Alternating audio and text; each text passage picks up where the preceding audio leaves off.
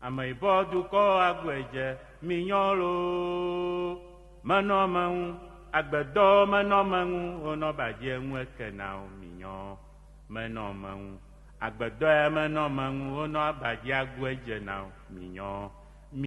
The famous poison that quickly makes Africans widows or widowers and children orphans. It also reduces brain capacity is the Maggi Cube. My name is Ijal Mensah Gota and this is Good Living Ghana. It was created in 1886 by the Swiss Julius Maggi for poor workers who had difficult social situations and who did not eat properly because meat and fish were very expensive. In order to provide the synthetic taste of meat and fish to these poor Europeans, Julius Maggi imposed the Maggi Cube with its famous red and yellow colors on the packaging.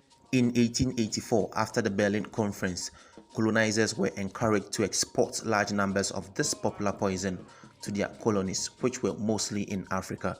Businessman Julius Maggi thought that if there were people who could not buy meat or fish in Europe, it would be worse in Africa.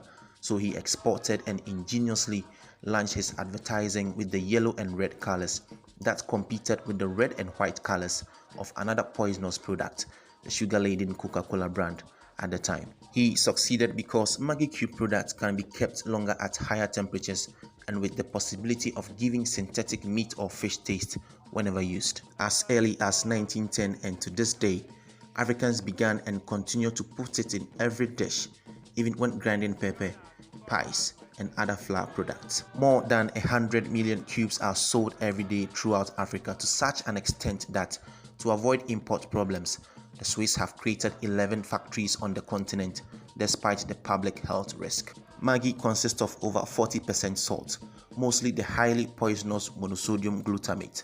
Consuming the Maggi Cube every cooking day is akin to increasing cardiovascular related diseases, which brings on erectile dysfunction, hypertension, diabetes, heart attacks, especially cerebrovascular attack, popularly called stroke.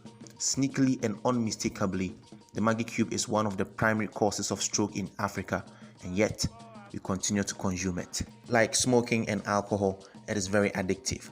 There are millions of homes that cannot do without its taste, the killer taste. So let's reduce the use of this and resort to our local spices.